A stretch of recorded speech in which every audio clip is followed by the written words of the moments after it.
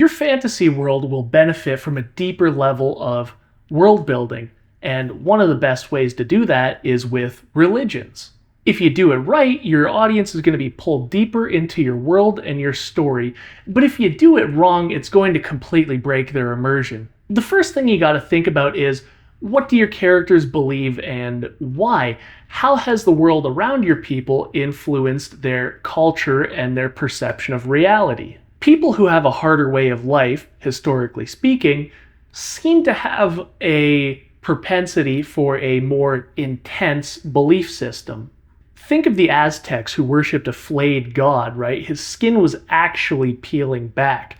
Now, they say that the reason for that is because it was an analogy for agriculture and fertility and abundance. The imagery is supposed to be like a much more graphic version of corn growing in the wild or in fields and bursting through the husk, and the actual sort of husk itself is peeling back over the corn.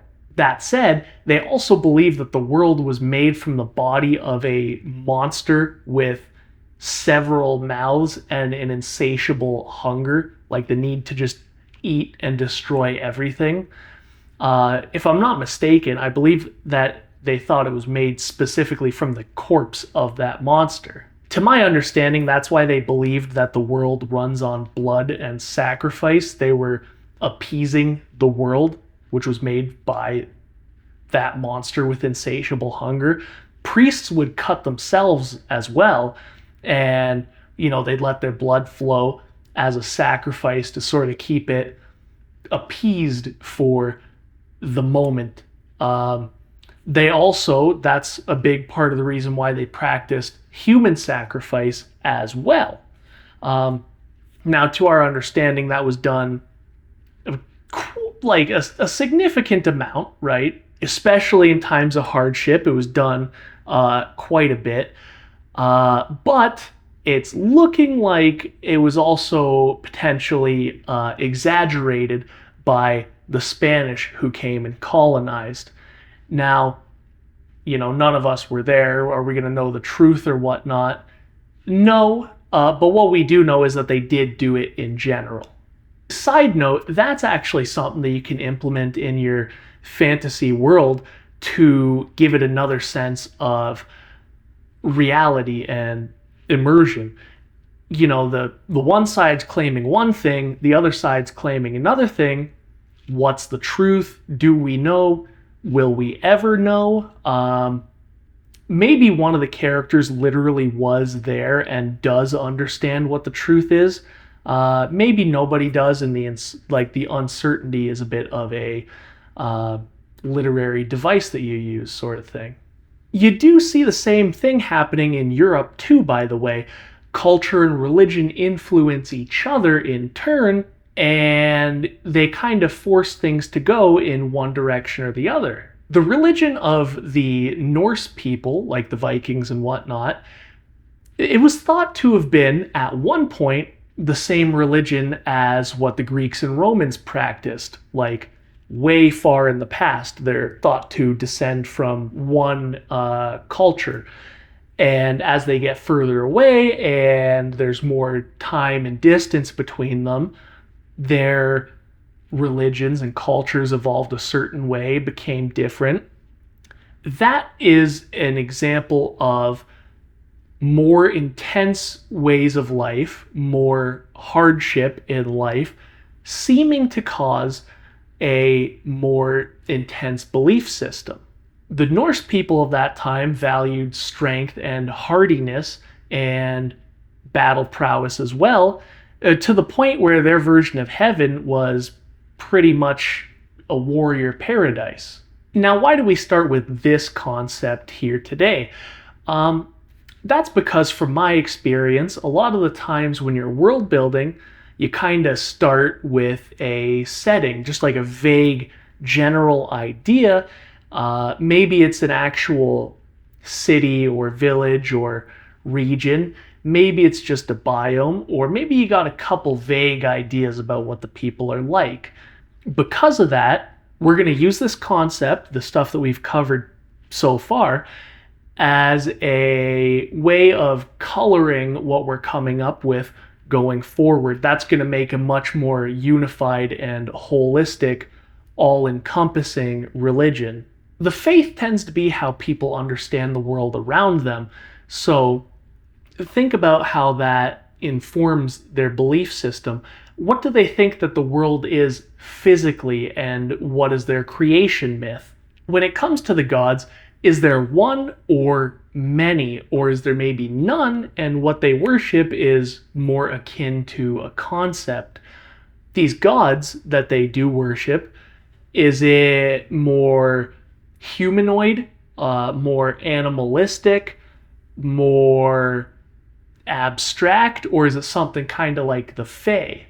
And when they're worshiping, is it that they're actually worshiping, or is it that they are appeasing or trying to live in balance with these deities?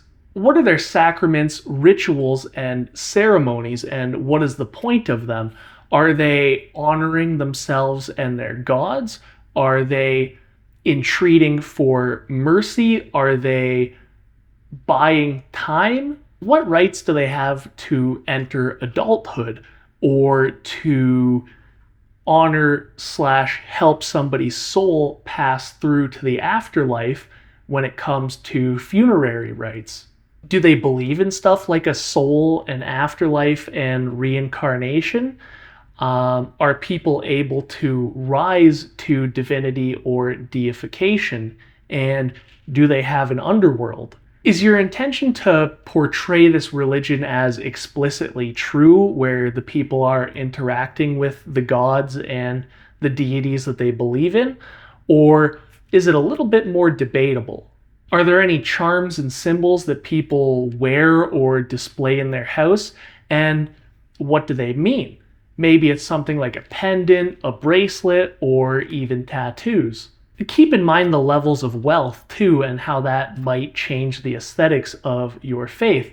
In a lot of places, monks would swear off any sort of wealth or worldly possessions or worldly pleasures, and they'd have just like a rough spun set of robes and a belt made of rope, and that's it. In other religions, the levels of wealth are almost beyond comprehension. They seem to have unlimited amounts of gold and jewels. For example, in India, they have the Sri Padmanabhaswamy temple. There are 6 vaults in it, and they've only opened one. There is so much gold in that 6th vault that if the other 5 are like it, that place will be where almost all the gold in the world is located. Like, if those other 5 vaults look anything like the first one, it should technically be impossible to have that much gold, unless modern scientists are wrong about how much exists in the world, and nowhere else will have it anywhere near that abundance. Do I think that's realistic? No, that's in my opinion, that's kind of like checking out how much a baby grows from 3 months old to 6 months old, and then saying by the time they're 10, they're going to be 400 pounds. I would speculate that those 6 vaults are all for different purposes. There might be 8 vaults in total, they think. And there are 4 tenets of Hinduism, so maybe each vault or each pair of vaults is dedicated to a certain tenet. I would speculate that the rest of the vaults are kind of their own thing with their own purpose, though. In the Catholic faith, there are a lot of members of it that take vows of poverty, at least in regards to monks and whatnot, right? And they'll have, like I mentioned before, that rough set of robes with just like a rope for a belt, and that's all they earn. But on the other hand, we also have like a lot of pictures of monks that are wearing massive gold chains that are so long that they have to be careful when they walk, or their Jesus piece is going to smack them in the nuts when they take a wrong step. There are also examples of them where like holding up a giant golden cross and stuff like over the shoulder or like in between both arms like it's a baby or something. Um, that dichotomy in that one faith is a very good example of something you can implement in your story too, by the way. Two people could be practicing the exact same faith and have vastly different experiences of what it's like to be a member of it and what it means. What is the politics of the faith like? Are there maybe multiple warring factions or different sects, for example? And is the institution itself maybe corrupt, but the average follower is not and isn't experiencing things that way? Is that a source of tension that maybe you could explore? Is something to keep in mind, and I do say this very regularly in regards to world building, but this is not something that you got to absolutely ram down people's throats and be distracting or annoying with. You can, the optimal way to implement it, I would say, unless your story actually revolves around it, is to just sprinkle in a little bit of it here and there and, kind of let that imply more depth and let it make the world feel like it's lived in and real. As you're doing those little touches here and there, I would say your number one priority is to make sure it feels natural and authentic and not like you're trying to be like, hey, check this out, right? That'll take people out and that'll ruin the experience for a lot of them. They're trying to get lost in your world, immersed. They're trying to experience it. They're not trying to be sort of shoved through a museum. Do remember, you don't have to spend countless hours on this kind of thing. You just need to get a few general, bigger ideas and build up a tiny bit of a framework, and then you have enough to enrich your story, and that's all you got to do. That's all I got for today. So as always, if you got any questions, make sure to leave them down in the comments section below. And as always, don't forget to like and subscribe.